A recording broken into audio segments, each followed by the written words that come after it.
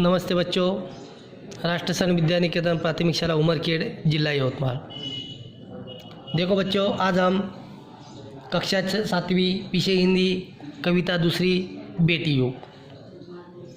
बच्चों, इससे पहले की वीडियो में आपको इस पाठ के इस कविता बेटी युग के बारे में आपको परिचय करवा दिया है और इस कविता के ऊपर आपको जानकारी ही बता दी है।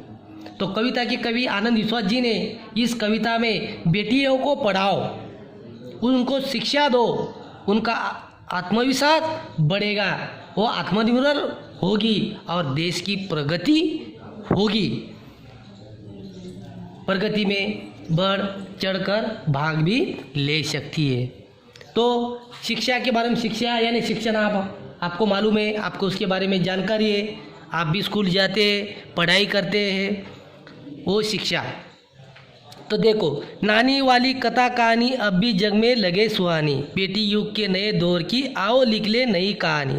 बेटी युग में बेटा बेटी सभी पढ़ेंगे, सभी बढ़ेंगे, फौलादी ले इरादे खुद का अपना इतिहास गढ़ेंगे। देश पढ़ेगा, देश बढ़ेगा, दौड़ेगी अब तरुण जवानी, नानी वाली कथा कहानी अब भी जग में लगे सुहानी।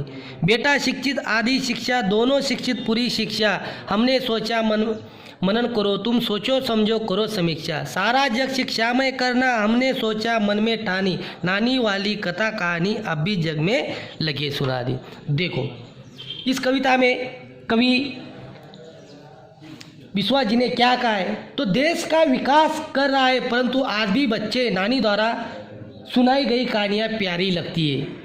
देखो, नानी वाली कहानी अब भी प्यारी लगती है, तो अब नई कहानियाँ लिख के जो बेटियाँ नए युग से संबंधित हो। क्या कहा कवि ने, अपना देश विकास कर रहा है, देश की प्रगति हो रही है, देश 21वीं सदी का संगणक, अपना देश अब 21वीं सदी है, संगणक युग है, देश में प्रगति होती जा रही है। और बच्चों को जो नानी द्वारा सुनाई गई कहानी है, जो अपनी नाना नानी जो अपने को कहानियाँ सुनाते हैं, वो कहानियाँ अपने को प्यारी लगती है। लेकिन आप क्या करो, नई कहानियाँ लिखो, वो पुरानी कहानियाँ में बहुत ज़्यादा प्यारी मत लगा दो, उसमें समय मत डलाओ। आप क्या करो, नानी से तुम नई कहानियाँ सुनने बताने के लिए कहो, नई नानी के पास से नई कहानियाँ सुनो और बेटियों के लिए नए युग के संबंधित हो, यानी बेटियों के लिए जो लड़कियाँ, उनके लिए नई कहानियाँ हो, यानी शिक्षा के बारे में, शिक्षण के बारे में उनके लिए नई कहानियाँ हो,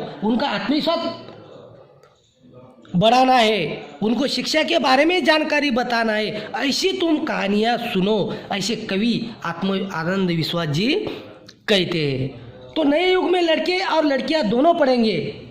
नए युग में क्या, लड़के और लड़कियाँ दोनों पढ़ेंगे, लेकिन पढ़ लिख कर आगे बढ़ेंगे।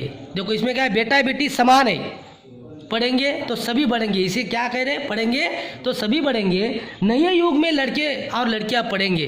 क्या है, नए युग में लड़के और लड़कियां पढ़ेंगे।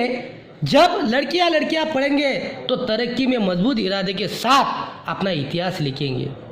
जब इस युग में लड़कियां पढ़ेंगे तो क्या होंगे, अपने इरादे मजबूत हो गए और हम स्वयं यानी हम इतिहास लिखेंगे। फौलादी इरादे, अपने नेक इरादे रहने चाहिए, इतिहास गढ़ेंगे, खुद अपना इतिहास गढ़ेंगे यानी इतिहास लिखेंगे। क्यों, जब देश के लड़के लड़कियां पढ़ेंगे तो देश आगे बढ़ेगा। इतिहास कब लिखेगा, जब अपने देश के जो लड़के लड़कियां जब पढ़ेंगे अच्छी तरह से, तो ही अपना देश आगे बढ़ जाएगा, आगे बढ़ जाएगा, तभी अपने देश का इतिहास लिख पाएंगे।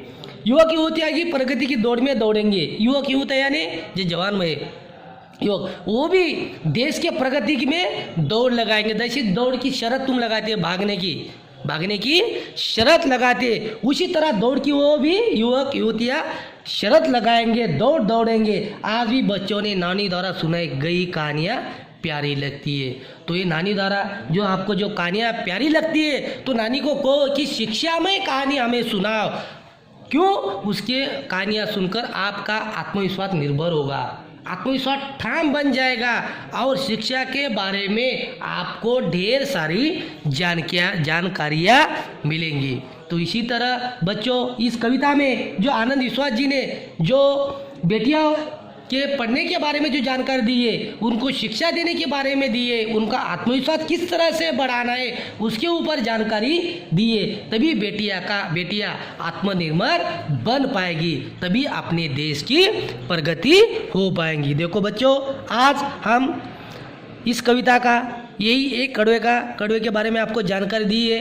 तो बच्चों, आप घर जाकर इस कविता का गायन करो और इसके ऊपर ये जो एक कड़वा दिया वाला है, पहला कड़वा, तो उसके ऊपर अपने शब्दों में हिंदी के स्वाध्याय वही पर लिखने का है। अगला बार अगले तारीख देखेंगे। नमस्ते।